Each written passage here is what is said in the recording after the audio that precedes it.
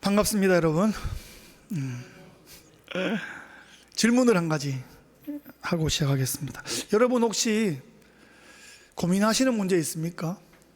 한 12년 정도 고민하신 문제 있습니까? 한 12년간 해결되지 못했던 문제, 12년간 잠 못 이루게 하는 고통스러운 기도 제목이 있습니까? 12년이면 짧은 시간이 아니죠.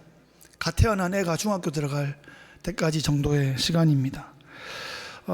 저도 애들 둘이하고 이렇게 씨름을 하다가 보니까 어느덧 집에 고양이 한 마리만 있고 애들이 다 떠났어요, 집을. 여기 계신 많은 분들보다는 제가 아직 연수가 짧습니다만 애들 둘이 떠나는 요 정도 시점까지 좀 살다 보니까 느껴지는 게 어른들이 하신 말씀이 꼭 맞아요. 세상에 고민 없는 사람이 없고 기도 제목 없는 집이 없더라 하는 겁니다. 집집마다 다 그런 고민과 기도의 제목들이 있습니다. 지난 주간에 제 개인적으로 예레미야랑 예레미야 애가를 좀 읽으며 공부하는 시간을 좀 가졌습니다. 특별히 애가를 읽어보면서 애가가 필요 없는 인생이 없다 하는 것을 좀 절감하게 되었습니다. 굳이 시적으로 표현하지 않는다 하더라도 울어보지 않았으면 인생이 아니며 눈물과 통곡을 안 해봤으면 아직 인생을 모른다, 감히 이렇게 말할 수 있겠습니다. 누구나 인생길에서 무너지는 경험을 할 때가 있고 어떤 공동체라도 어떤 민족이라도 정말 낙심천만한 정말 처참한 어떤 역사를 경험하는 때가 있기 때문에 어느 개인에게나 어느 공동체에게나 민족에게나 애가가 필요한 것입니다. 유명한 예레미야 애가 1장 1, 2절 함께 한번 보겠습니다. 한번 보시죠. 슬프다 이렇게 시작합니다. 슬프다 이 성이여, 전에는 사람들이 많더니 이제는 어찌 그리 적막하게 앉았는고, 전에는 열국 중에 크던 자가 이제는 과부같이 되었고, 전에는 열방 중에 공주였던 자가 이제는 강제 노동을 하는 자가 되었도다. 밤에는 슬피 우니 눈물이 뺨에 흐르며 사랑하던 자들 중에 그에게 위로하는 자가 없고 친구들도 다 배반하여 원수들이 되었도다. 예루살렘 성 그 무너진 처참한 현장 앞에서 통곡하며 이 노래가 시작됩니다. 예레미야는 무너진 예루살렘 성을 바라보며 1장 2장에서는 학대당한 여인의 모습에 예루살렘 시리를 비유하면서 노래하고 있는 것입니다. 오늘 우리가 읽었던 이 본문 가운데 이런 무너진 예루살렘 성 같은 처참한 지경에 있는 가련한 한 여인을 만나게 됩니다. 사랑받는 딸로 태어나서 형제자매와 어울리며 행복한 어린 시절을 보냈을 여인, 사랑하는 사람을 만나 가정을 꾸리고 또 자녀를 낳고 양육하며 엄마로서 또 아내로서 평범해 보이는 그 행복을 누리고 싶었을 한 여인이 지금 완전히 비참한 삶의 자리에 내팽개쳐 처져 있습니다. 찾아주는 사람이 아무도 없는 적막한 삶 가운데 가족도 친구도 아무도 이 여인에게 위로가 되어주지 못하고 있습니다. 그녀는 매일 밤 고통과 외로움과 서러움으로 눈물 흘리며 베개를 적시고 있습니다.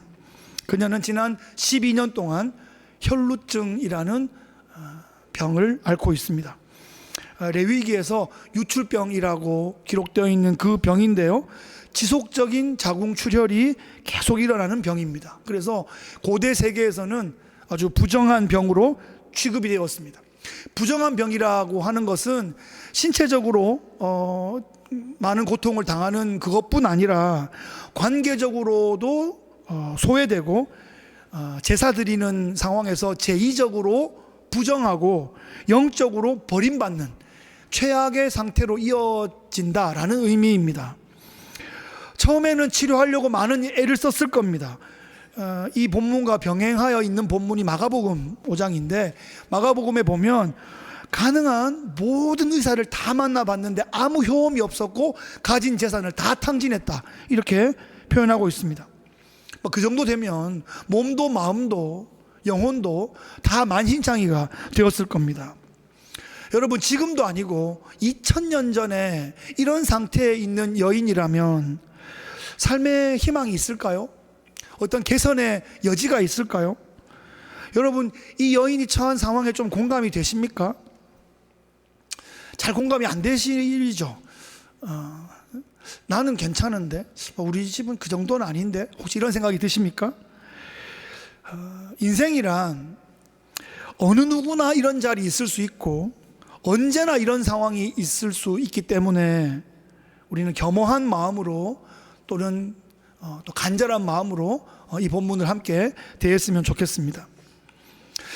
낙심과 절망 가운데 죽지 못해 사는 것 같은 하루하루를 살고 있던 이 여인이 정말 어떤 모습일지 지난 한 주간 동안 상상을 좀 해보니까 참 이것보다 더 비참할까 하는 여러 가지 상황들이 막 상상이 됐습니다. 그러던 여인에게 어떤 소문이 하나 들려왔는데, 나사렛 출신 예수라는 젊은 랍비가 있는데 그 사람을 만나면 참 좋은 얘기를 들려주고 귀신이 있으면 쫓아내고 나쁜 병이 있으면 다 고쳐준다더라 하는 소식을 소문으로 듣게 된 겁니다. 그녀는 지난 12년 동안 안 된다, 못한다, 어렵다 하는 얘기만 계속 듣고 살았습니다. 이제는 포기해라 이런 얘기만 듣고 살았습니다. 그런데 지금 들려온 소식은 어떤 소식입니까? 된다, 낫는다, 그분을 만나면 된다 하는 소식입니다.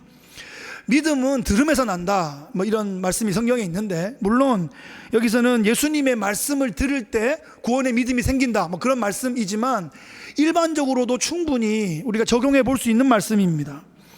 긍정적인 말씀을 들으면 긍정적인 마음이 생겨나는 거예요. 희망의 메시지를 들으면 소망이 생겨나는 겁니다. 예수님이 어떤 병자든 치유해 주실 수 있다 하는 말씀을 들었을 때 이 여인의 마음에서 희망이 생기기 시작합니다. 나도 예수님을 만나서 고침받으면 좋겠다 하는 그런 소망이 생기기 시작했습니다. 12년간 이 혈루증으로 고생하면서 어떤 희망도 그냥 다 접어버렸을 이 여인에게, 여러분 오늘 본문에 나와 있지 않지만 누가 이 여인에게 이 소식을 들려준 거 아닙니까? 그죠? 누가 들려준 거예요. 바람 따라 누가 들려준 소문을 듣게 된 겁니다. 이 여인이 들으라고 들려준 거예요. 딱 와서 옆에 귀에 대고 말해주지도 못했을 거예요. 부정하니까, 격리되어 있으니까 혹시 저 멀리서 그냥 들려줬을지 모르겠어요. 제가 요 부분을 보면서 참 앞으로 봐도 뒤로 봐도 옆으로 봐도 어려운 상황에, 이런 상황 가운데 좋은 소식을 들려주는 사람이 있구나, 여기서도 제가 뭔가를 하나 좀 깨닫고 싶었습니다. 우리는 이런 좋은 소식을 전해주는 사람인가? 안 돼 보이는데도 된다, 될 수 있다 이런 말을 해주는 사람이 있고, 멀쩡한데 안 될 수 있다, 꼭 된다고 생각하냐, 결국 안 될 거다 이런 말을 전해주는 사람도 있을 수 있잖아요. 그죠? 내가 그 사람이 안 되기를 원하지만 그런 걸 하는 걸 즐기는 사람도 있을 수 있습니다. 여기서 좋은 격려 한마디가 사람을 살려내기도 하고 낙심되는 한마디가 사람의 길을 꺾기도 하는 겁니다. 나는 어느 편에 주로 서는 사람입니까? 옆에 있는 사람 얼굴 살짝 한번 이렇게 한번 보시면서 좌우 보시면 인사 한번 하겠습니다. 많은 격려 부탁드립니다. 저는 격려가 필요한 사람입니다. 많은 격려를 부탁드립니다. 격려 한마디에 이 여인의 눈빛이 바뀌는 거예요. 살아나는 거예요. 살 수 있다, 희망이 생기는 거 아닙니까? 이 여인이 평소에 했던 말은 어떤 거예요? 자기가 부르는 노래는 뭐예요? 슬프다 이러면서 애가를 부르는 거 아닙니까? 그 에레미야 애가의 노래가 그냥 자기 이름 붙여서 자기 애가야. 그러니까 맨날 그 5장 되는 애가만 계속 부를지 모르는데 이 여인의 언어가 바뀌기 시작합니다. 생각이 바뀌기 시작하니까 행동도 바뀌기 시작합니다. 여러분, 이 여인에게는 부정적인 언어도 엄청 들리고 가끔 가다가 이렇게 긍정적인 말이 한두 마디 들려온 거예요. 그런데 내가 뭘 붙잡는가가 중요하죠. 그죠? 상처 주는 말, 격려하는 말 섞여서 들립니다. 여러분, 또 한 주간도 살아보십시오. 나에게 격려하는 말, 긍정적인 말도 있고 깎아내리고 낙심천만한 말도 있습니다. 이 중에 내가 뭘 잡을까가 중요한 거죠. 그죠? 제가 지난 한 주간 예레미야와 예레미야 애가를 읽었습니다. 기분이 어떨까요? 예레미야의 부정적인 말이 92%입니다. 예레미야 애가는 99.5%입니다. 그런데 저는 그 어두운 걸 보려고 제가 결단하지 않았습니다. 저는 예레미야에 있는 8%의 소망의 말, 예레미야 애가에 있는 0.5%의 그 소망의 말을 붙잡기로 한 겁니다. 그래, 어둠 가운데 빛이 있으니까 이 빛이 소망인 거지 왜 어둠을 보고 절망하냐 말이죠. 내가 이 빛을 보기로 했다. 그게 예레미야와 예레미야 애가가 우리에게 주는 그 전체적인 메시지가 그랬습니다. 그래서 그 어두운 예레미야 애가 99.5%가 어두운데 0.5%의 그 밝은 빛 함께 보겠습니다. 같이 읽어봐요. 예레미야 애가 3장 19절로 23절입니다. 시작. 내 고초와 재난 곧 쑥과 담즙을 기억하소서. 내 마음이 그것을 기억하고 내가 낙심이 되오나 이것을 내가 내 마음에 담아두었더니 그것이 오히려 나의 소망이 되었사오문 여호와의 인자와 긍휼이 무궁하심으로 우리가 진멸되지 아니함이니이다. 이것이 아침마다 새로우니 주의 성실하심이 크시도소이다. 아멘. 아멘. 고통과 절망적인 현실 때문에 낙심하지 않고 하나님의 인자와 긍휼을 기억하면서 소망을 품고 이 여인이 집을 나섭니다. 사실 거의 자가격리된 상태 아니겠습니까? 예? 집을 나서는 것 자체가 도전이 될 거예요. 왜냐하면 멀쩡한 사람을 내가 가서 만나거나 접촉하면 이 사람이 부정하게 되기 때문에 부정한 것이 돌아다녀서 안 부정한 사람을 부정하게 만들면 이 사람은 큰 처벌을 받을 수 있거든요. 지금은 꼭 그렇게까지 아닌 것 같지만 우리 코런틴 한번 경험해봤잖아요. 그죠? 그래서 확진된 사람이 막 돌아다니면 그런 사람도 보긴 봤습니다. 분명히 확진된 사람인데 마트에서 본 적이 있어. 그러면 안 되는데 근데 이때는 종교적으로 부정하기 때문에 큰일 나는 거예요. 그래서 그 고대 사회는 매우 종교적이고 심지어 매우 미신적인 문화 속에 살고 있었기 때문에 뭐는 되고 뭐는 안 되고 이게 되게 많습니다. 한국에도 아직도 그런 문화가 있어서 이사하는 날 받잖아요. 손 없는 날. 그래서 뭔가 이렇게 귀신이 영향을 못 미치는 날들을 이사하는 날을 받습니다. 막 그런 문화가 아직까지 쫙 깔려 있습니다. 고대는 오죽했겠습니까? 그래서 고의로 공공장소에 나타나면 큰일 날 위험을 감수하고 예수님이 활동하신다는 가버나움으로 이 여인이 출발합니다. 가버나움에 도착하니까 예수님과 제자들이 배 타고 저쪽으로 떠났대요. 그러면서 사람들이 선착장에 모여가지고 바다 쪽으로 이렇게 목을 빼고 다 기다리고 있는 거예요. 여인도 그 어디 사람하고 접촉하지 않게 조금 떨어져가지고 이렇게 쪼그리하게 서가지고 이렇게 바다 쪽으로 보고 있는 이런 장면을 한번 상상해 보십시오. 예수님 이때 어디 계십니까? 지난주에 데가볼리에 거라사에 광인 만나 치유하시는 군대 귀신 쫓아내시는 바로 그 장면입니다. 그리고는 그 반대편 가버나움으로 오시는데 이게 하루가 걸렸을지 이틀이 걸렸을지 전화도 없고 인터넷도 없고 카톡도 없는데 그냥 마냥 하염없이 바다 쪽으로 바라보고 있다가 오늘 본문 처음 읽었을 때 예수님과 제자들이 탄 배가 선착장에 도착하자 모인 모든 무리가 기뻐하며 환영했다. 이렇게 하고 시작합니다. 저마다의 어떤 문제들이 있는 거예요. 예수님 만나서 해결하고 싶은 사람들이 여기 바글바글 모여 있는데 여인은 그 무리에 꽉 끼지는 못하고 적당한 거리에서 예수님을 기다리고 있었습니다. 배에서 예수님이 내리셨는데 제일 화려한 옷을 입은 사람이 막 달려가더니 예수님 앞에 무릎을 팍 꿇는 거예요. 그 사람이 그 가버나움의 회당장입니다. 그 당시 가버나움이 큰 도시였어요. 세관이 있었거든요. 그 가버나움 세관에서 일하던 세리가 마태였어요. 그 회당장은 바리새파였을 거고요. 바리새인, 율법사, 서기관 이런 사람들하고 친분이 있었을 것이고 그 중에서 아마 최고 엘리트가 회당장을 맡았을 겁니다. 그러니까 친바리새인 파라고 하면 예수님과는 지금 좀 갈등이 있는 그런 구조인데 예수님 흠내려고 이렇게 흠잡으려고 엿보고 이런 상황인데 그 회당장이 예수님께 무릎을 꿇은 거예요. 12살 난 외동딸이 죽게 됐거든요. 오셔서 내 딸을 살려주옵소서. 사람들은 그 장면이 되게 좀 센세이션한 거예요. 회당장이 예수님께 무릎을 꿇었으니까. 그러고는 갑시다. 그러니까 회당장이 막 간절한 마음으로 앞서고 예수님 따라가고 제자들이 예수님 뒤에 막 하고 그 다음 사람들이 막 몰려들고 이 장면을 어떻게 좀 상상해 볼까요? 이렇게 무슨 K-팝 스타 이런 사람들이 공항에 나타났을 때 사람들이 와 몰려들고 막 보디가드가 와 막고 베드로 이쪽에 막 요한 막 이러면서 그걸 막아서고 막 밀려가는 이런 장면이에요. 거기에 이 여인이 어떻게 접근할 수 있겠어요? 예수님 오셨는데 오긴 왔는데 예수님 만나긴 만나야 되는데 사람들은 와 몰려가고 와 회당장 딸이 뭐 죽어간대 예수님이 가신대 무슨 일이 벌어질까 구경 났네 그러고 막 와 가는데 이 여인은 예수님 만나야 되는데 그런 장면입니다. 건장한 남자들이 2중 3중으로 보디가드 라인을 치고 있는 이 상황에서 예수님 어떻게 만날 수 있을까?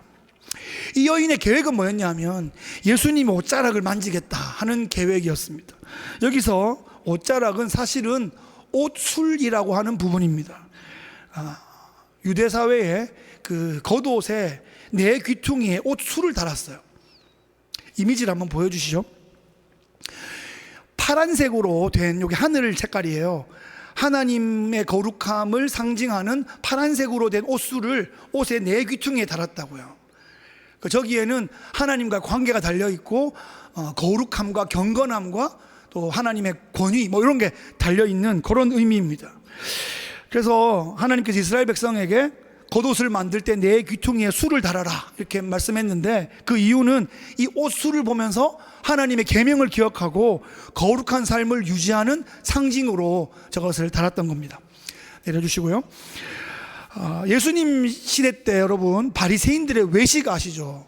그 외식 중에 하나가 뭐였냐 하면 옷술을 일부러 길게 늘어뜨려 가지고 땅에 질질 끌고 다니는 그런 사람들이 있었습니다.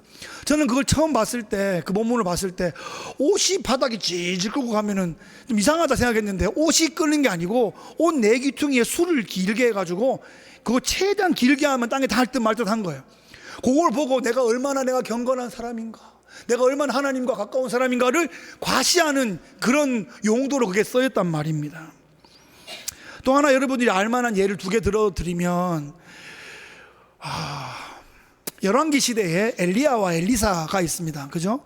구약 시대 때 모세 시대 다음으로 이제 기적이 많이 일어났던 시대인데 엘리야가 이제 승천하려고 하니까 엘리사가 계속 따라가는 거예요. 이제 엄마 됐다 오지 마라 그랬는데 끝까지 따라가는 거예요.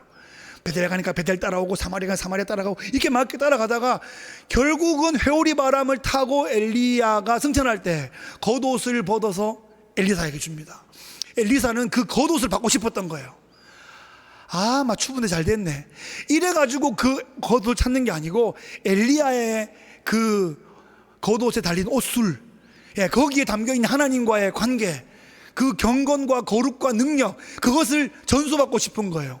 그래서 겉옷을 받으면 장자가 겉옷을 받아요. 그러니까 엘리사는 엘리야의 영적 장자가 되고 싶었던 거예요. 또 하나 완전 반대되는 예를 한 가지 생각해 보면 굴에 숨어있던 다윗한테 뚜벅뚜벅 사울이 들어옵니다. 들어와서 뒤로 돌아 앉았을 때 다윗이 몰래 가서 옷자락을 잘랐다 이렇게 성경에 나오는데 저도 어릴 때 만화 성경에 옷자락을 이렇게 잘랐더라고요. 헝겊 들고 뭐 보소서 이랬는데 그게 아니고 한쪽 옷술을 자른 거예요. 그 옷술을 잘랐다는 얘기는 그 옷 주인한테는 되게 치명적인 거예요. 되게 수치스러운 거예요. 제일 비싼 예를 들자면 여러분 사극 보시면 조선시대 때 이렇게 뭐 영의정 좌의정 그들의 상징은 옷에 있는 게 아니고 사실은 수염에 있습니다. 수염이 이렇게 다 수염 달려있잖아요. 그 사람 수염이 없으면 수염이 없으면 이상한 거예요. 수염이 이렇게 있단 말이에요. 이 수염을 만약에 누가 잡아 당긴다 수염을 잘랐다 어떤 일이 벌어질까요? 전쟁이 벌어지는 거죠. 그러니까 옷술이 하나 잘랐다는 얘기는 그 고대 시대 때 수염 잘린 거랑 비슷한 정도의 느낌입니다. 옛날 그 유대 랍비 문헌에 온전하지 못한 자가 온전한 자의 옷술을 잡으면 온전해진다 하는 그런 믿음이 민간에 있었다는 기록이 있습니다. 그래서 내가 이 예수님의 옷술을 딱 잡으면 내가 온전케 되어서 나음을 입을 수 있겠구나 라는 믿음을 이 여인이 갖게 된 거예요. 그런데 아까 말씀드렸듯이 이 옷술은 아무나 만질 수가 없어요. 옷을 만질 수 있는 사람은 가족만 만질 수 있습니다. 가족 외에 딴 사람이 만지면 그 어떤 가족에 흐르는 직계의 어떤 그런 권위가 손상되기 때문에 굉장히 치명적인 실례가 되는 거예요. 결례가 되는 거예요. 집안의 손주가 아니면 할아버지 수염 만질 수 있는 사람이 없죠. 저도 이제 제 아버님이 담임 목사님으로 40년 사역하시고 지금 은퇴하셨지만 아버님께서 이렇게 막 담임 목사시잖아요. 집에 오면 소파에 이렇게 딱 있는 그냥 우리 집 아빠인 거예요. 제가 가가지고 아버지한테 얼굴에 만지면서 아이고 수고했어요 오늘. 이거 누가 할 수 있어요? 그 교회 성도 중에 나밖에 못해요. 나만 할 수 있는 유일한 걸. 아빠 수염 이렇게 까끌까끌해요. 요거 나만 할 수 있는 그런 거를 가족 아니면 못하는 일을 이 여인이 옷을 만졌다 하는 겁니다. 근데요, 만지고 싶어서 만지고 싶다고 해서 만질 수 있겠냐 하는 게 이 상황적인 어려움입니다. 남자들이 2중 3중으로 지금 바리케이트를 치고 있을 텐데 어떻게 만질 수 있었을까? 일단 얼굴을 가리고 몸을 숙이고 건장한 남자들 사이에 그 무릎과 다리 사이를 요리요리 가가지고 어떻게든 예수님의 옷을 잡으려고 시도했을 거 아니에요. 그러다 무릎이 팍 차이면 떼굴떼굴떼굴 굴렀다가 다시 또 기억하면서 온몸에 멍이 들면서 그걸 어떻게 만지려고 가고 있는 여인의 모습을 한번 상상해 보십시오. 한 번에는 절대 안 됐을 겁니다. 구르고 치이고 막 하면서 어떻게든 절박한 마음으로 예수님께 손을 뻗고 있는 이 여인의 모습입니다. 44절에 보시면 예수의 뒤로 와서 그의 옷가에 손을 대니 혈루증이 즉시 그쳤더라. 이 짧은 한 줄이지만 뒤로 와서 옷가에 손을 대기까지 그 수많은 장면들을 상상해 보십시오. 근데 손을 댔더니 혈루증이 즉시 멈췄대요. 12년간 나를 지속적으로 매 순간 고통스럽게 했던 그 유출이 딱 멎었다는 것을 몸이 딱 이제 인식을 한 겁니다. 모든 내 몸의 감각이 예수님의 능력을 감지하게 된 거예요. 모든 연약하게 하는 것들, 모든 불편하게 하는 것들이 즉시 멈췄습니다. 여인은 딱 걸음을 멈췄고 행렬은 쫙 진행하고 있습니다. 여인의 계획은 성공했고 집으로 돌아가면 됩니다. 그런데 갑자기 이 행렬의 발걸음이 막 잦아들더니 예수님이 걸음을 멈추신 거예요. 오 하면 다들 이렇게 멈췄어요. 내게 손을 댄 자가 누구냐? 예수님 물으십니다. 여자는 가슴이 덜컹한데 가만히 숨어 있었죠. 내게 손을 댄 자가 누구냐? 그러니까 제자들이 너냐? 나 아닌데 웅성웅성 하더니 이제 베드로가 반장이니까 베드로가 얘기합니다. 아무도 없다는데요. 이렇게 말해야 되는데 베드로가 무슨 말 합니까? 주여, 사람들이 계속 밀고 들어와서 밀리고 있지 않습니까? 이러면서 예수님께 핀잔을 준단 말이에요. 지금 계속 밀리고 계속 닫고 있는데 누가 만졌느냐, 이게 무슨 말씀입니까? 좀 아는 체를 한단 말이에요. 근데 이게 베드로의 캐릭터입니다. 계속 이랬어요. 꾸준한 베드로의 캐릭터. 예수님이 베드로가 예수님에 대한 믿음을 고백하니까 첫 번째 순환 예고를 하시잖아요. 그때 이제 헬라어 본문을 보면 예수님이 어깨를 붙잡고 주여 그리 마옵소서 막 이러면서 예수님 혼내는 장면이에요. 그러니까 사탄아 물러가라 뭐 이러죠. 예수님 겟세마네 잡혀갈 때는 막 졸더니 갑자기 예수님 잡혀가니까 칼 꺼내가지고 대제사장 말고 귀를 막 자르고 예수님 붙여주시고, 베드로가 하여튼 꾸준한 캐릭터입니다. 근데 베드로를 보고 뭐라 그러면 안 돼요. 베드로는 우리가 뭐라 그럴 사람이 아니라 베드로는 우리의 거울 치료예요. 베드로의 모습에서 우리의 모습을 발견하는 것입니다. 예수님이 계속 이 여인을 찾습니다. 이 여인이 어디 있는지 몰라 찾는 게 아니에요. 비켜, 거기 나와 이렇게 하면 될 건데 여인이 스스로 나올 수 있도록 계속 어디 있느냐 여인이 직접 나올 수 있는 시간과 기회를 주십니다. 46절에 보시면 예수께서 이르시되 내게 손을 댄 자가 있도다. 이는 내게서 능력이 나간 줄 알미로다. 이렇게 말씀하십니다. 베드로가 말한 것처럼 우리가 계속 밀고 닫고 밀리고 있잖아요 하고 전혀 다른 상황입니다. 내게 능력이 나갔다 이 말이에요. 여자가 그 즉시로 몸이 나은 줄 느꼈을 때 예수님에게서 능력이 나갔다 하는 것을 예수님이 느끼셨단 말이죠. 그냥 밀리는 게 아니라 특별한 어떤 터치가 있었다라고 말씀하시는 겁니다. 여인은 더 이상 숨을 수 없었습니다. 주여 제가 여기 있나이다 하고 공중 앞에 자기를 나타내고 있습니다. 모든 시선이 여인에게 쏠렸죠. 핏기 없는 이 여인이 자신의 모습을 드러내면서 지난 12년 동안 있었던 일, 그리고 방금 좀 전에 3분 전에 자기 삶 가운데 벌어진 그 일에 대한 간증을 합니다. 사람들은 이 혈루증 걸린 여인이 자기들 막 다리 사이로 막 삐집고 들어서 다 자기들을 부정하겠다는 사실이 일단 한번 놀랐고, 그 12년 동안의 그 고통스러운 그 유출이 지금 즉시 그쳤다 하는 그 치유에 두 번째 놀랐을 겁니다. 이 여인은 예수님의 옷수를 만진 것이 발각되어서 자신 때문에 모든 행렬이 멈춰서고, 또 부정한 몸으로 사람들을 고의로 건드리는 것 때문에 어떤 처벌을 받을지 두려워하고 있는 그런 상황입니다. 그때 예수님이 이렇게 말씀하십니다. 48절에 예수께서 이르시되 딸아 내 믿음이 너를 구원하였으니 평안히 가라 하시더라. 여기서 왜 딸아라고 부를까요? 이 여인이 되게 어려서 딸아라고 부른 걸까요? 예수님이 나이가 엄청 많으시나요? 그렇지도 않잖아요. 여기서 딸아라고 부른 것은 아까 제가 좀 전에 말씀드렸던 것을 기억해 본다면 옷수를 만질 수 있는 유일한 관계가 가족이라고요.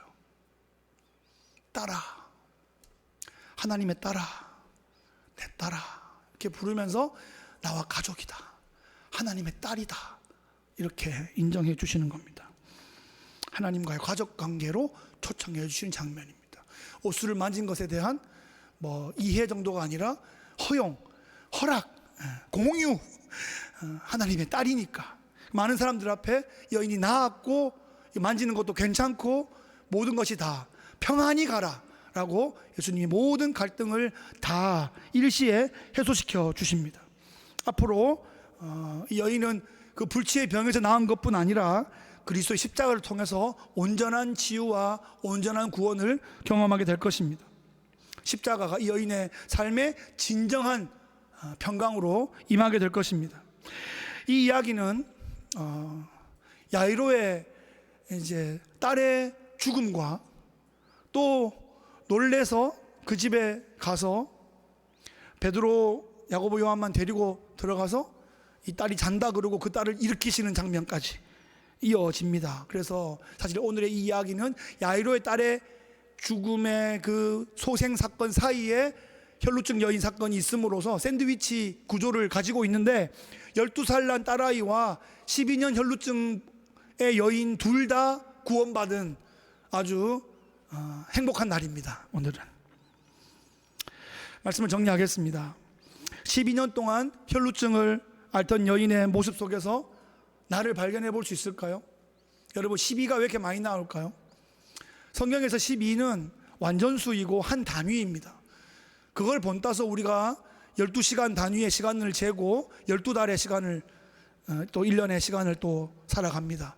12개가 또 한다 쓰고, 그런데 12지파, 12제자, 그래서 10이라는 숫자가 한 단위의 숫자를 나타내기 때문에 여러분 꼭 숫자 12년이 아니라 하더라도 오랜 시간 나를 괴롭게 하고 나를 힘들게 하고 나를 무너뜨리려 하는 그런 어려움이 있었습니까? 그 고통 속에 나를 그냥 방치해 두면 시름시름 앓게 돼요. 영적으로. 겉으로는 집도 있어요, 차도 있어요, 뭐 애들도 있어요, 문제 없어요, 그렇게 아프지도 않아요, 괜찮은 것 같아 보일지 몰라도 영적으로 계속 버려두면 시름시름 영적으로 앓게 돼요. 영적인 혼수 상태에 빠져 있게 될지도 모른단 말이죠. 세상적인 방법으로는 해결책이 없는 겁니다. 오직 예수님께 나와야 돼요. 우리의 영혼의 주인이신 예수님을 만나야만 영적인 문제가 해결이 되는 겁니다. 오늘 이 본문의 여인은 예수님께 나가기 위해서 두려움도 극복하고 부끄러움도 극복하며 간절한 소망과 절박한 믿음으로 예수님께 나가서 손을 뻗었습니다. 예수님은 모든 치유의 능력을 가지고 계시지만 믿음으로 주님께 나와 손을 뻗어 주님의 능력을 터치하기를 주님이 원하시고 기다리고 계시다는 사실입니다. 그러기 위해서는 우리가 오해와 조롱과 비난과 눈치와 이런 것들을 하찮게 여겨야 돼요. 그런 걸 극복해야 돼요. 그 눈치 보여서 체면 때문에, 위신 때문에 자존심 때문에. 그러면 그것 때문에 시름시름 앓게 된다고요. 이 여자는 그냥 그러다가 성경에도 기록 못 되고 사라져버릴 여인이었다니까요. 그 당시에 12년 말고 11년, 8년, 9년 앓은 사람 없었을까요? 심지어 17년 앓은 사람 없었을까요? 근데 이 여인이 그걸 극복하고 나간단 말이에요. 예수님 붙잡고 나간단 말이에요. 그 깜깜한 99%가 어두워도 한 줄기 그 소망의 빛을 붙잡고 주님께 나아갈 때 이 여인이 나음을 얻게 되는 거 아닙니까? 여러분한테는 어떤 이야기들이 들려옵니까? 반반입니까? 반반이어도 그냥 부정적인 얘기만 크게 듣죠. 뭐라 그랬대. 어떻대. 그때 그랬대. 앞으로 안 될 거야. 이러면서 안 좋은 얘기만 계속 피딩 해가지고 그것만 계속 키웁니까? 무시하면 없어지는 거예요.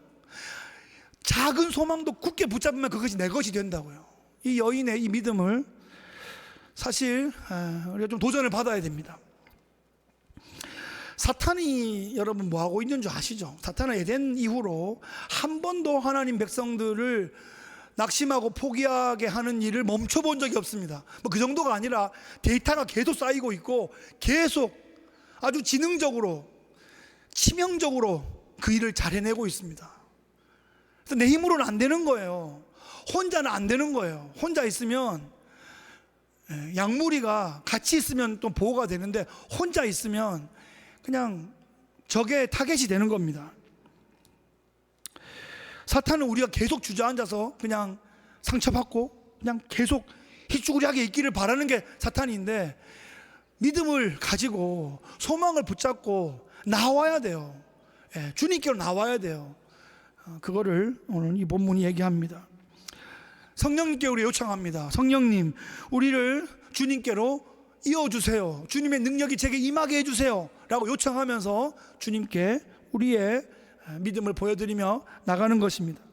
그런데 여러분, 제가 아무리 이렇게 얘기해도 내가 그래도 12의 혈루증 여인까지는 아니지 라고 혹시 생각하십니까? 혹시 그렇다면 다른 부분을 하나 보여드리겠습니다. 우리는 어쩌면 이런 여인이 주님께 나오고 있는 것을 방해하고 있는 예수님 주변에 있는 제자들이나 예수님을 둘러싸고 있는 군중들일 수도 있다는 사실입니다. 항상 주님 근처에 있는 것 같고 항상 교회 안에 있었는데 영적인 감각도 없고 주님의 마음도 헤아리지 못하고 주님의 능력도 신뢰하지 못한 채 어떤 영혼이 주님께 나온 것을 방해만 하고 있는 사람일지도 모른다는 사실입니다. 사람들이 모였어요. 어떤 일이 벌어져요.